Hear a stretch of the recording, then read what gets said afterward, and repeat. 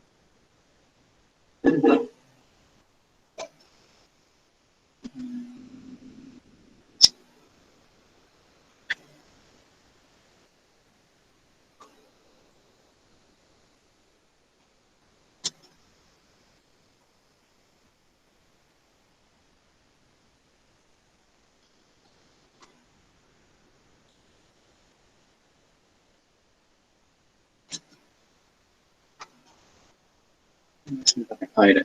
Oke, jadi untuk pertemuan kita kali ini, kita akan berdiskusi tentang sistem informasi berbasis internet. Jadi ide ini muncul sebenarnya lebih kepada prioritas atau yang lagi dikembangkan saat itu. Kebetulan, ya, literatur yang saya baca, dia mengembangkan ketika itu ada 4 sistem informasi berbasis internet yang penting untuk dikembangkan. Yang pertama tadi ada e-business, lalu ada e-commerce, lalu ada e-education, ada e-government. Ya.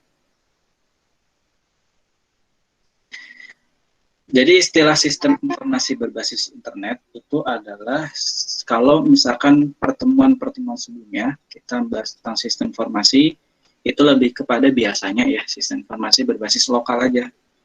Entah itu nanti berbasis desktop atau berbasis web tapi jaringan lokal. Mulai dari kemarin kan kita belajar tentang informasi hotel, kemudian sistem informasi rumah sakit atau kesehatan, sistem informasi perbankan, dan semisalnya. Nah, kalau pertemuan ini dan pertemuan berikutnya, nanti kita akan membahas tentang SI yang berbasis internet, dan dia base-nya adalah internet diaktifkan atau diatur juga ya, atau dipergunakan itu melalui internet. Secara umumnya biasanya itu berbasis web browser ya. Nanti mungkin buat orang-orang yang mengembangkan atau suka coding ya, bisa nih nanti mengembangkan sistem informasi berbasis internet banyak ya. Oke.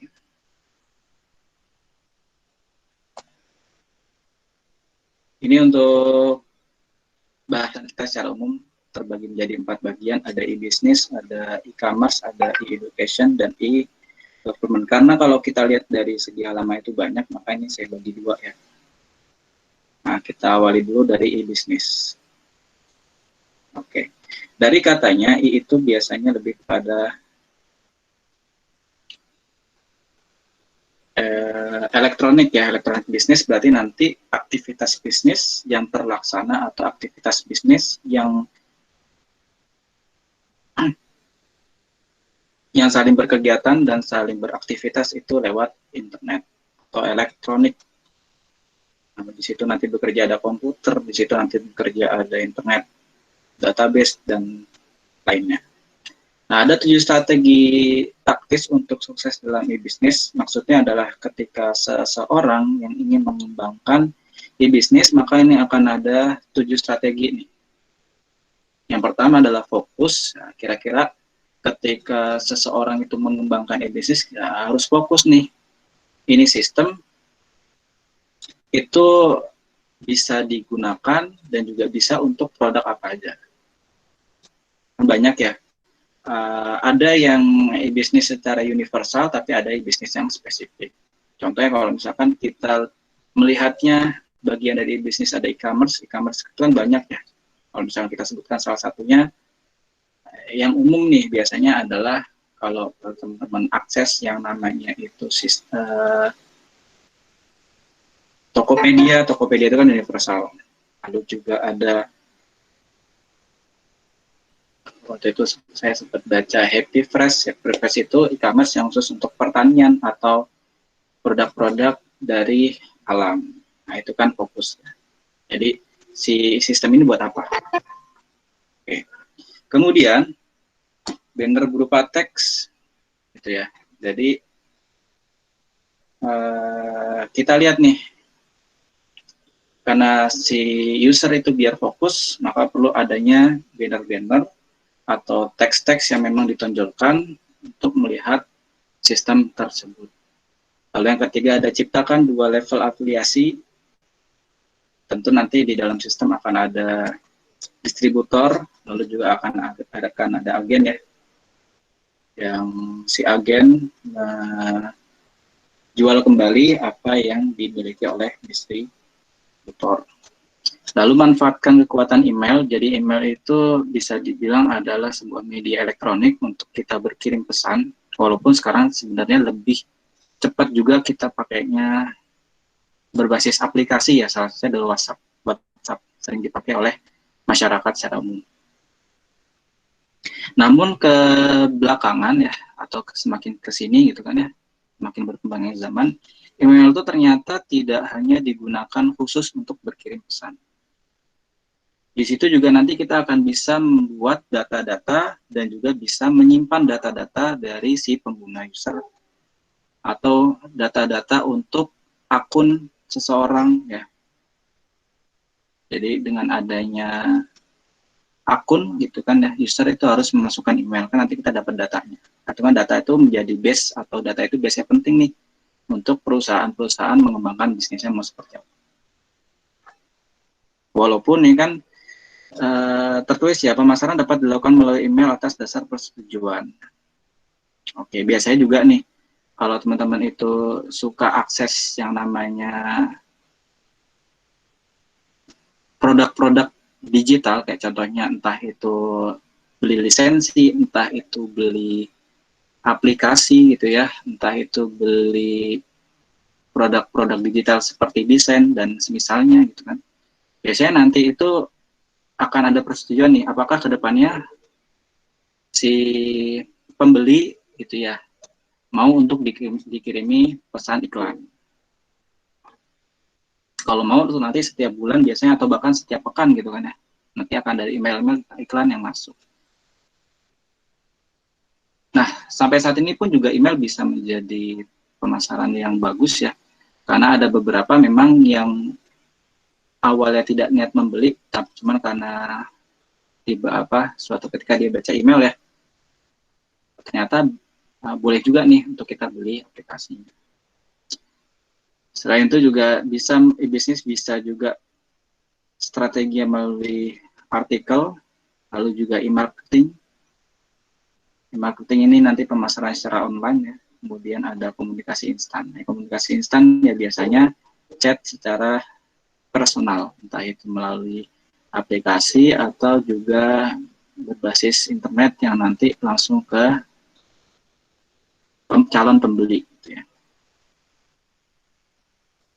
Nah, untuk e-bisnis sendiri itu kalau misalkan kita lihat banyak pengertian. Cuman kita ambil kesimpulan atau keyword kata kunci ya, bahwasanya e-bisnis itu nanti intinya adalah semua proses bisnis yang beraktivitas atau yang terlaksana melalui media maya atau internet. Nanti di situ akan berlaku komputer dan penyimpanan data. Nah, kalau kita berpikir masalah pembuatan bisnis itu kan banyak ya, prosesnya kan panjang ya, entah itu nanti perancangan produk, di situ ada pengelolaan bahan baku juga lewat internet, nanti juga akan ada manufaktur pembuatan produk gitu ya, lalu ada penjualan, pemenuhan pesanan, penyediaan servis, itu menggunakan teknologi komunikasi, komputer, dan data yang telah terkomputerisasi. Oke, selain itu juga di dalam e-bisnis itu menghubungkan calon konsumen gitu atau calon pembeli. Di mana calon pembeli ini biasanya ya iseng-iseng baca dulu kan ya, kira-kira butuh barang ini gitu, akhirnya dia cari di internet. Atau yang sudah menjadi konsumen karena sudah membeli produk. atau hanya sekedar rekan bisnis saling bekerja sama, atau juga bisa supplier.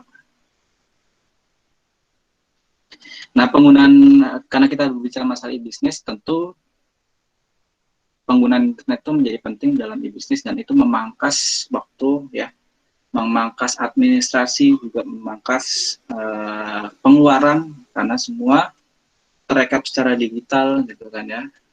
Kita tidak membutuhkan penyimpanan data fisik, kita cukup menggunakan penyimpanan data digital yang storage-nya atau yang penyimpanannya sangat banyak, ya, tak terhingga. Oke. Nah, pada e-bisnis ini, gitu ya, sistem informasi penting untuk dibuat, karena nanti situ akan ada data-data proses bisnis yang nanti akan diproses atau diolah, gitu ya, nanti menghasilkan sebuah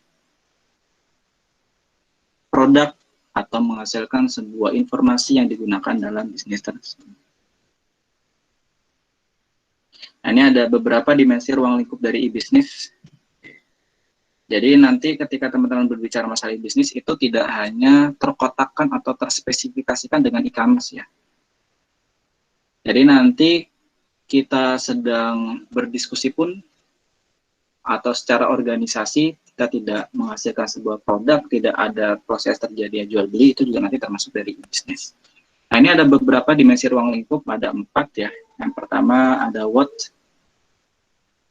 lalu juga ada who, ada siapa, gitu ya. Lalu ada why, mengapa, dan kemudian ada dimensi where atau di mana.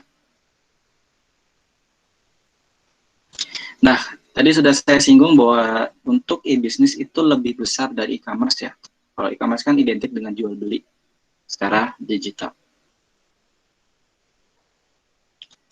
Kemudian untuk who, itu siapa saja sih yang melakukan e-bisnis, ya. Apakah itu nanti si customer, apakah itu nanti si pemilik bisnisnya, atau rekan bisnis. Nah, ini perlu diperhatikan. Nanti buat orang-orang yang mengembangkan sistem informasi e-bisnis, nah tadi kan, untuk apa ini sistem informasi dibuat, lalu untuk siapa sistem informasi dibuat, karena nanti setiap user atau setiap pengguna itu berbeda-beda, ya, walaupun secara proses orang-orang ini beraktivitas secara berkesinambungan. Contohnya antara konsumen dengan calon konsumen, nanti kan akan berbeda tuh tampilan dari sistem informasi. Kemudian ada tadi why, ya, mengapa. Jadi mengapa sistem informasi ini perlu dibuat? Mengapa sistem informasi e-bisnis itu perlu dibuat? Oke, tentu nanti dengan adanya e-bisnis ini, perusahaan itu atau si pembuat e-bisnis ini dapat melihat berbagai peluang dan celah bisnis baru yang selama ini belum pernah ditawarkan kepada masyarakat. Nah, buat perusahaan-perusahaan atau organisasi yang mentransformasikan bisnis konvensional atau secara nyata menjadi maya atau e-bisnis, itu tidak kalah menarik dan justru malah semakin banyak mencakup konsumen. Oke. Jadi tidak hanya sebatas jarak tertentu, tapi di luar jaringan atau di luar lokal, ya, itu bisa mencakup. Lalu where itu di mana e-bisnis dilakukan. Apakah tadi, ya, apakah melalui internet untuk wilayah Indonesia misalkan, atau bisa diakses ke aplikasi-aplikasi yang bisa kita install. Oke, jadi di manakah e-bisnis nanti akan dipergunakan. Nah, di sini ada beberapa keuntungan e-bisnis, sebenarnya sudah disebutkan tadi, ya.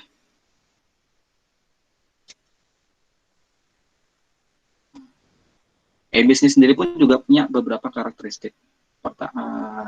Di antaranya adalah bahwa nanti pada level operasional, waktu itu kita bahas, di dalam e-bisnis pada level operasional gitu kan. Nanti terjadi restrukturasi dan redistribusi dari bit-bit atau data digital. Jadi mudah untuk perusahaan itu mengakses data-data yang ada. Nah, kemudian e-bisnis ini karakteristiknya karena sudah elektrik ya atau sudah digital gitu kan. Tentu waktu pengaksesannya atau waktu bekerjanya itu bisa 24 jam. Ya, ada di beberapa perusahaan memang yang harusnya bekerja 24 jam, tapi karena menggunakan sistem bisnis konvensional, pada akhirnya dia tidak bisa maksimal. Tadi juga sudah saya sebutkan ya, bahwa kalau misalnya kita sudah mentransformasikan bisnis konvensional kita ke digital, kita bisa mengakses pelanggan yang lebih banyak atau lebih luas cakupan. Oke, ini juga ada tadi keuntungan. Yang paling penting sih biasanya kalau bisnis kan mikir nih, kira-kira keluaran banyak nggak? Nah, itu kan ketika sudah ditransformasikan ke digital, banyak sekali pengeluaran-pengeluaran yang tidak penting, itu bisa kita press. Lalu yang paling penting sih sebenarnya data sih kan, perusahaan itu bisa dilihat apakah dia bisa mengembangkan potensinya atau mengembangkan perusahaannya, itu dilihat apakah dia punya data-data pelanggan, apakah dia punya data-data customer. Karena kalau misalkan bisnis itu bergerak berdasarkan data-data yang ada, maka kan bisnis akan terus mengikuti lapangan ya, akan terus mengikuti kebutuhan. Jadi bisnis seperti ini nanti akan terus berkembang. Lalu yang penting juga adalah waktu produksi itu semakin pendek. Di situ nanti kan akan terjadi proses komunikasi ya. Kalau kita sudah semua serba digital, kita nggak perlu tuh kita ketemu seseorang ngobrolin tentang bisnis ini, tentang perkembangan bisnisnya seperti apa. Karena cukup melalui digital, itu sudah langsung bisa dilaksanakan. Ini ada beberapa contoh aplikasi bisnis, ada beberapa yang nampaknya sudah lama kita tahu ya. Sebenarnya mulai muncul smartphone itu sudah merubah yang namanya e-bisnis. Bisnis dulu konvensional, kita bingung mau mendigitalisasi seperti apa, pada akhirnya smartphone muncul, ya kemudian e-bisnis itu berubah total. Nah, di sini ada email, surat email. Dulu kita kalau berbicara email kan kayaknya sesuatu yang terlalu formal banget, tapi ternyata enggak. Sekarang pun ketika kita bisnis pun kita bisa memanfaatkan email. Bahkan dengan teman sendiri pun kan iseng-iseng kita ya mungkin ada beberapa hal yang harus kita akses melalui email, ya kita bisa menggunakan email. Lalu ada juga contoh aplikasi e-bisnis yang sempat viral juga, sempat booming, ada Clubhouse ya. Itu teleconference, jadi kita bisa berdiskusi melalui suara aja. Ya walaupun conference sendiri pun kayak contohnya Google Meet, kita mematikan video juga menjadi pesan suara aja gitu ya. Kita diskusi sama orang lain melalui pesan suara. Cuman perbedaan dengan Google Meet atau media-media conference kan kita bisa lihat orangnya lagi ngapain gitu ya. Terus ada melalui pesan grup, di situ ada WhatsApp grup, aplikasi dari bisnis, kita bisa ngobrol ya, kita bisa diskusi tentang bisnis melalui WhatsApp. Contohnya kan banyak tuh ya grup-grup WhatsApp, grup-grup jual beli atau grup-grup bisnis gitu ya. Kita saling menawarkan bisnis, nanti ada orang lain yang beli ke kita gitu, ataupun sebaliknya kita mau cari produk dari grup bisnis yang ada gitu. Nah, itu melalui WhatsApp. Oke. Kemudian juga terakhir tuh ada Discord, mungkin yang lain udah paham ya Discord untuk apa. Tapi ternyata selain buat gaming pun juga sebenarnya bisa juga sih. Karena kan memang konsep dari Clubhouse itu kan hampir sama dengan Discord. Jadi ada sebuah topik, kita mau berbicara tentang apa. Cuman kelebihannya kalau Clubhouse itu kan biasanya lebih terjaga privasinya. Kalau Discord kan umum gitu ya. Lalu untuk e-commerce, jadi e-commerce itu tadi sudah disebutkan. Biasanya kalau e-commerce itu kan bagian dari bisnis yang dia sudah lebih spesifik gitu. Lebih kepada jual beli. Itu kan artinya sendiri aja dagang, elektronik, commerce, atau perdagangan secara elektronik. Nah, ini ada beberapa keyword yang harus kita pahami dari perdagangan elektronik.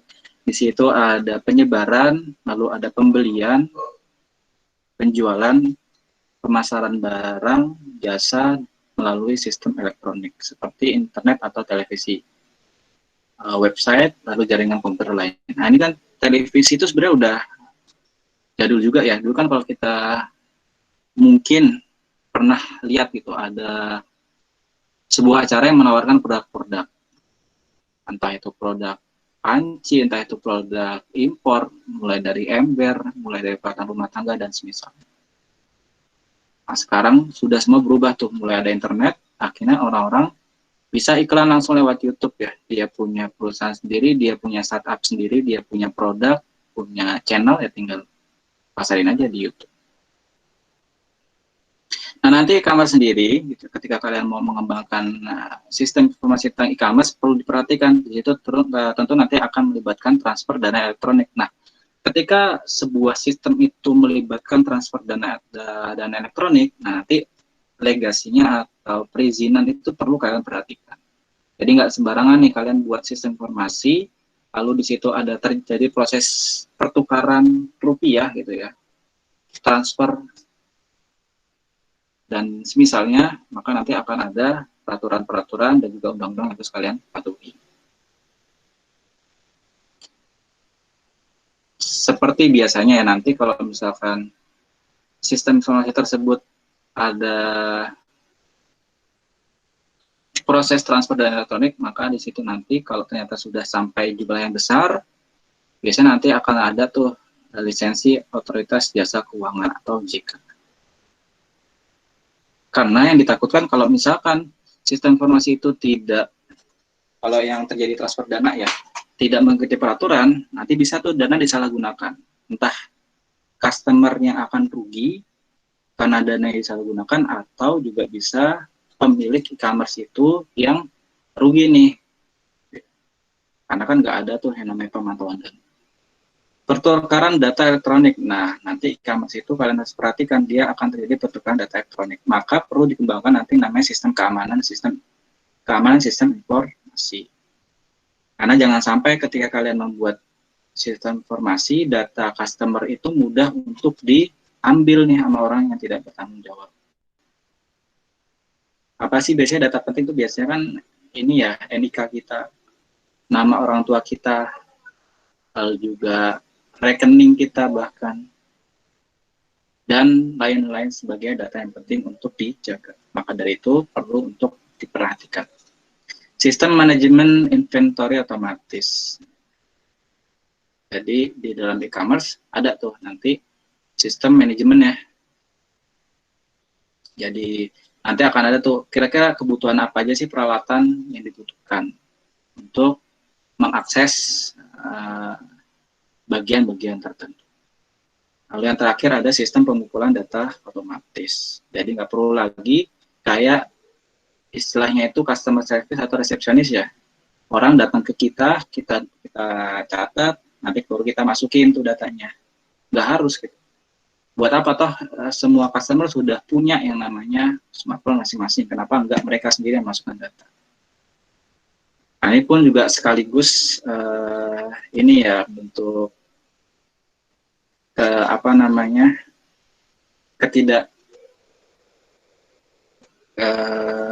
ketidakbagusan sistem informasi dari rumah sakit.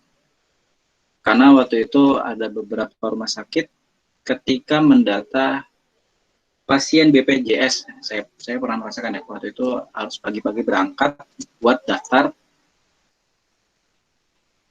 BPJS hari itu. Gitu kan. Kita masukin, kita datang pagi-pagi, kita harus ngantri lagi, kita ngasih data, si resepsionisnya yang nanti akan input data nih, kenapa nggak dibuat sistem informasi, kita masukin data itu sendiri dari rumah, jadi kita berangkat ke rumah sakit, udah nggak perlu ngantri lagi.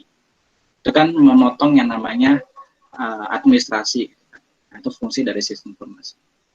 Di era digital, kalau misalkan rumah sakit masih memperlakukan sistem seperti itu, tentu nanti akan kalah dengan rumah sakit yang sudah full semua digital. Jadi si calon pasien mendaftarkan datanya untuk BPJS dari rumah, lalu si resepsionis karena data sudah masuk ya tinggal dicek aja atau tinggal di screening aja, nggak perlu capek-capek masukin data. Jadi pekerjaan resepsionis semakin ringan, kemudian kenyamanan pasien pun juga semakin bertambah. Oke, tadi sudah ya tentang transfer dana biasanya. Ini ada beberapa contoh dari ini ya, bentuk-bentuk e-commerce. Pertama, business to business, tadi sudah ada nih contohnya, Jalin Trade, di mana di situ lingkupnya adalah kliennya atau usernya itu adalah pengusaha dengan pengusaha. Nah, ini contohnya Jalin Trade. Jalin Trade itu sebuah e-auction ya. E-auction itu lelang digital, di mana nanti akan ada pelelang yang melelangkan barangnya, akhirnya ada si pengepul yang nanti membeli barang-barangnya. Nah, untuk B2B itu cakupannya lebih luas dibanding dengan B2C. Jadi sistem informasinya dibuat khusus untuk perusahaan-perusahaan yang mau melelangkan produknya, nanti ada perusahaan yang beli. Atau contohnya juga biasanya lebih ke ini sih, menangan tender ya kalau istilah perusahaan. Misalkan nih PLN membutuhkan sebuah transformator atau suku cadang untuk gardu induk. Nanti kan PLN sebuah perusahaan, dia mau cari kira-kira mana sih perusahaan yang menyediakan transformator paling optimal dan juga paling bagus. Nah, dia cari itu sebuah sistem yang nanti isinya adalah calon-calon perusahaan atau produsen dari transformator. Jadi ada perusahaan transformator pertama, kedua, dan ketiga. Nanti di situ menangan tender, kira-kira mana sih yang lebih cocok. Oke. Nah, ini beberapa, kalau misalkan bisnis to bisnis itu melalui internet, tentu ada hemat waktu dan praktis. Dibanding kita harus capek-capek jalan, capek-capek nyari perusahaan-perusahaan yang memproduksi tadi ya transformator, mending kita langsung cari itu sistem informasi yang menyediakan perusahaan-perusahaan yang menawarkan transformatornya. Tentu akan terjadi efektif dan efisien. Lalu juga biasanya pengeluaran biaya dari perusahaan untuk mencari perusahaan ketiga ya, untuk tadi mengadakan transformator, kan pengeluaran semakin kecil ya, karena nggak perlu tuh ngasih uang untuk orang nyari perusahaan. Atau ngeluarin uang buat cetak administrasi.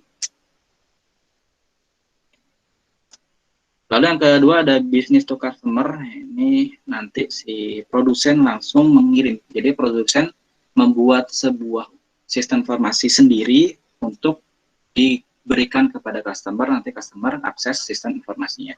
Contohnya di sini ada startup Happy Fest ya. Happy Fest itu dia startup ini mengumpulkan produsen-produsen dan juga mengumpulkan petani-petani yang ada untuk langsung diberikan kepada konsumen tanpa melalui pengepul istilahnya kan ya. Itu kan memotong administrasi dan menambahkan keuntungan. Biasanya kalau petani itu ngasih ke pengepul gitu kan. Nah, si pengepul nih matok harga nih. Nah, biasanya produk pertanian itu mahal tuh karena dari pengepul. Sebenarnya si petani pun juga ngambil keuntungan juga nggak banyak. Kuncinya tadi ya, produsen langsung ke konsumen. Keuntungannya penawaran harga dapat berubah satu waktu. Jadi si konsumen bisa lihat nih kira-kira pasaran saat itu harganya berapa. Tentu harga tersebut langsung dari produsen atau langsung dari pembuat produk ya. Berbelanja dapat lebih cepat dan mudah, layanan call center tercantum dalam websitenya. Nanti ketika kalian mau mengembangkan e-commerce dibentuk bisnis to customer langsung, nanti kalian cantumkan di situ call centernya siapa. Entah itu call center dari sistem informasinya atau call center dari yang punya produknya. Ya, ini contohnya keuntungan dari bisnis to customer. Si punya pembuat helm ini dia langsung memasarkan produknya ke konsumen tanpa perlu dia jual kembali ke pengepul. Justru itu motong administrasi pun juga bisa disesuaikan dengan produsen maunya seperti apa. Lalu di sini ada customer to customer. Jadi customer punya sebuah produk produknya nanti mungkin ada customer lain yang membutuhkan produknya. Oke. Nah, customer ini nanti buat orang-orang yang mau buat website sendiri, sistem informasi sendiri. Oke. Nanti menawarkan produknya untuk dibeli atau disewa kalau misalkan itu jasa oleh customer lain. Nanti ada beberapa contohnya, kita cek dulu ya. Kita tinggal beberapa slide lagi.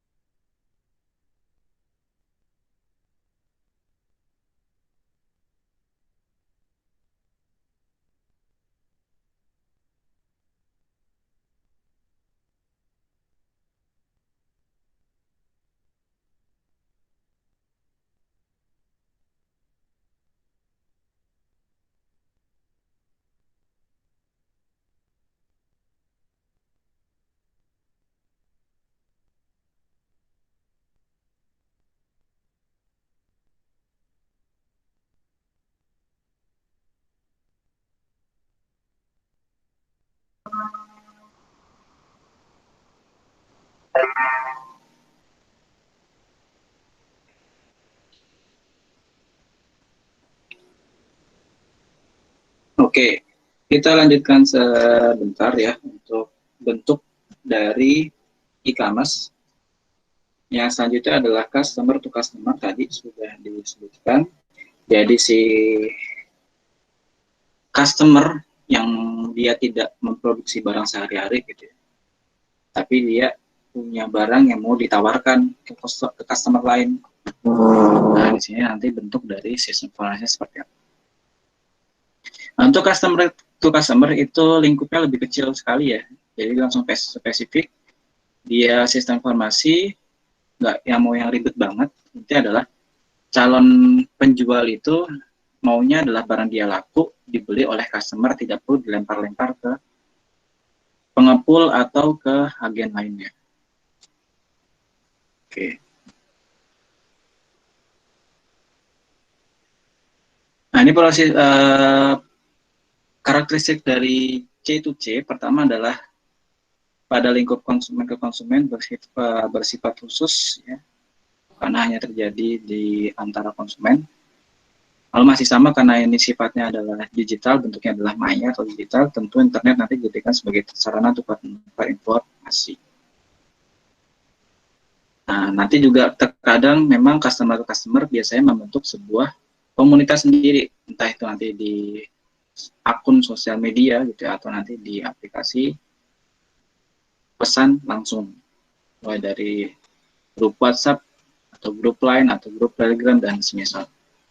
Nah, di bisnis to customer gitu, intinya adalah nanti saya sampaikan dulu ya, bisnis customer itu contohnya adalah nanti si bentar, e-commerce-nya adalah e-commerce dibuat untuk menyediakan tempat customer nyari barang, produsen, pemilik produk atau jasa menawarkan di e-commerce tersebut. Contoh nyatanya yaitu Tokopedia, ada Shopee, ada Lazada, dan contoh-contoh semisal startup atau e-commerce tersebut. Nah, kalau tadi yang customer to customer lebih spesifik tuh, dia punya website sendiri, dia membangun sistem informasi sendiri, lalu dia menjualkan ke customer. Nah, contohnya kalau misalkan saya membuka jasa pembuatan website secara online, jadi saya langsung tuh buat website penawaran ke customer, kira-kira siapa yang mau langsung aja akses website. Jadi nggak perlu saya jualin website saya ke e-commerce tertentu gitu ya, atau startup tertentu, nanti sama startup dicari customer. Itu perbedaan langsung customer to customer dengan business to customer. Ini contohnya ya. Jadi kan Facebook sekarang sudah berkembang tuh, ada Facebook market apa yang modelnya jadi fitur untuk penjual menawarkan langsung produk-produknya, cukup menggunakan akun Facebook. Oke, sedangkan beberapa keuntungan ya. Keuntungannya tidak memerlukan dana tambahan. Kalau kita buat website atau sistem sendiri kan kita butuh nyewa domain, nyewa hosting, dan misalnya kalau Facebook ya cuma buat akun, di situ ada fitur penjualan customer to customer, langsung aja tawarin produknya. Cuman karena ini kita meminjam aplikasi ya, istilahnya kan gitu. Jadi kita nggak bisa custom tampilannya. Karena kan biasanya untuk sistem informasi, kalau tampilannya itu user friendly dan juga enak dipandang, tingkat calon customer untuk datang ke sistem informasi kita tuh lebih banyak. Lalu terakhir ada customer to business, biasanya customer nanti akan bertransaksi dengan perusahaan langsung, cuman di sini kita lihat customer memberikan dampak ke produsen. Nah, ini kalau contoh dari literatur itu, konsumen menulis review produk, review perusahaan. Jadi kan perusahaan mendapatkan nilai tersendiri gitu. Kalau review konsumennya bagus, ya perusahaan menjadi bagus. Kalau review konsumennya tidak bagus, ya perusahaan nanti akan juga tidak bagus. Nah, bentuk lain dari C2B itu adalah perdagangan elektronik model bisnis, di mana konsumen nanti dapat menawarkan produk dan layanan untuk perusahaan dan perusahaan membayar mereka. Jadi simpelnya customer punya produk, lingkup customer ini gitu ya, sekelas customer dia bisa menghandle produk perusahaan. Itu kan nanti sistemnya harusnya seperti apa nih? Biasanya contoh lainnya itu kalau teman-teman pernah akses atau pernah berkecimpung di dunia ekspor ya, nanti kan ada tuh sistem informasi untuk eksportir. Nanti si customer yang sempat saya baca, bukan customer atau UMKM tersebut gitu ya, dia menawarkan produk untuk eksportir, kira-kira siapa nih yang lagi butuh produk misalkan batok kelapa.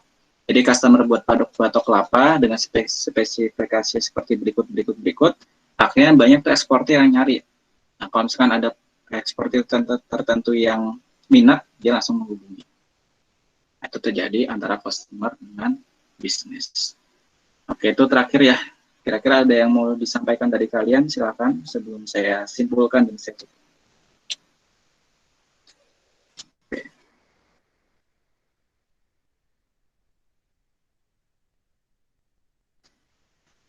1 menit ya. Kalau misalkan ada bilang ada, kalau cukup, bilang cukup, nanti saya simpulkan.